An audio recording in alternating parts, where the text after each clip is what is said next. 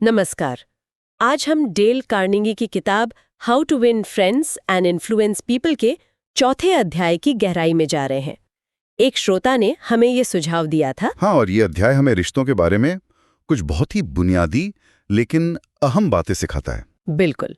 तो आज हम समझेंगे कि कैसे दूसरों में सच्ची दिलचस्पी दिखाकर हम ज्यादा गहरे मतलब वाले रिश्ते बना सकते हैं। और ये हमें उस सवाल पर लाता है जो हम सब ने कभी न कभी सोचा होगा। ऐसा क्यों होता है कि कोई इंसान जिससे हम शायद कुछ ही बार मिले हों, वो दिल के करीब लगता है? हाँ, जबकि सालों पुरानी जान पहचान भी कभी कभी बिल्कुल ऊपरी सतही सी रह जाती है। कार्नेगी के हिसाब से इसका जवाब एक ही है, सच्ची दिलचस्पी, जेन्युइन इंटरेस्ट। सही कहा। कार्नेगी का सिद्धांत बिल्कुल साफ है। लोग आप में दिलचस्पी तब लेंगे जब आप पहले उनमें सच्ची दिल से दिलचस्पी लेंगे। और ये कोई ट्रिक या कोई चालाकी नहीं है, ये असलियत होनी चाहिए, दिखावा नहीं। तो फिर ये सच्ची दिलचस्पी, इसका असली मतलब क्या है? मतलब सिर्फ बातें सुनना ही तो नहीं होगा। नहीं, बिल्कुल नहीं। सच्ची दिलचस्पी का मतलब है सामने वाले को वाकई समझना, उनकी सोच, उनकी फीलिंग्स, उनकी दुनिया को समझने की कोशिश करना। अच्छा। उनकी पसंद नापसंद, उनके तजुर्बे, उनकी उम्मीदें, इन सब में रुचि लेना। और सबसे जरूरी बात, बिना किसी स्वार्थ के। हाँ, ये बिना स्वार्थ के वाली बात बहुत अहम है। मतलब आप इसलिए नहीं सुन रहे कि आपको बदले में कुछ चाहिए। एग्जैक्टली। आप इसलिए सुन रहे हैं क्योंकि वो इंसान और उसकी बातें आपके लिए मायने रखती हैं। ये एक तरह का सम्मान है। तो फिर इसे असलियत में कैसे करें? मतलब रोजमर्रा की बातचीत में क्या कुछ खास तरीके हैं? शायद सबसे पहले तो ध्यान से सुनना। हाँ बिल्कुल। और ध्यान से सुनना मतलब सिर्फ चुप रहना नहीं। इसका मतलब है पूरी तरह से प्रेजेंट रहना, उनकी बातों पर, उनके हाव भाव पर ध्यान देना। अच्छा। समझना कि क्या कहा जा रहा है और शायद क्या नहीं कहा जा रहा है। और फिर सवाल पूछना, शायद सही तरह के सवाल। हाँ, ऐसे सवाल जो बातचीत को आगे बढ़ाएं, जो दिखाएं कि आप सच में और जानना चाहते हैं।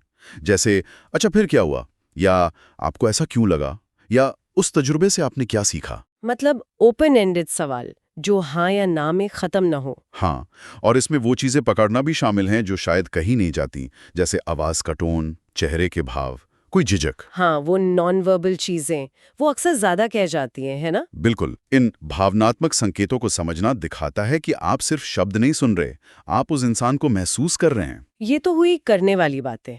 अब उन चीजों पर आते हैं जो नहीं करनी चाहिए, जिनसे बचना चाहिए। हाँ, ये भी उतना ही जरूरी है। सबसे पहली गलती तो शायद यही है कि हम बातचीत को घुमा फिरा कर अपने ऊपर ले आते हैं। हाँ, हर कहानी का जवाब अपनी कहानी से देना। वही, या फिर कोई अपनी बात कह रहा है और हम बीच में ही काट देते हैं अपनी बात कहने के लिए। इससे तो यही लगता है कि हम बस अपनी बारी का इंतजार कर रहे थे। बिल्कुल, ये सामने वाले को अनादर जैसा महसूस कराता है।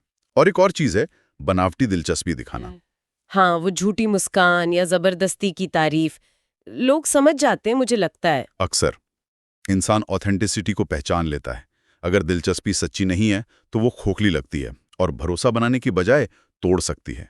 कार्नेगी ने थियोडोर रूजवेल्ट का एक बड़ा अच्छा उदाहरण दिया है इसके लिए। हाँ, वो कमाल का उदाहरण है।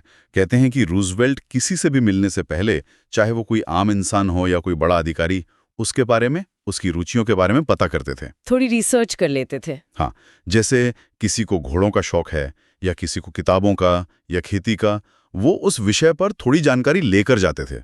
और इसका असर क्या होता था? असर जबरदस्त होता था। जब वो व्यक्ति रूजवेल्ट से मिलता था तो उसे लगता था कि अरे, राष्ट्रपति को मेरी दुनिया में मेरी पसंद की चीजों में वाकई रुचि है। उसे लगता होगा कि मुझे समझा जा रहा है, मुझे महत्व दिया जा रहा है। बिल्कुल, ये सिर्फ जानकारी नहीं थी, ये एक भावनात्मक कनेक्शन बनाने का तरीका था, सामने वाले को देखे जाने का एहसास कराना, जो हम सबको कहीं ना कहीं चाहिए होता है। हाँ, तो जब हम सच्ची दिलचस्पी दिखाते हैं तो लोग सिर्फ हमारे शब्द नहीं सुनते, वो हमारे इरादे को, हमारे जुड़ाव को महसूस करते हैं। और ये किसी भी ऊपरी बातचीत से कहीं ज्यादा गहरा और असरदार होता है। निश्चित रूप से, यही वो चीज है जो रिश्तों में विश्वास और गहराई लाती है।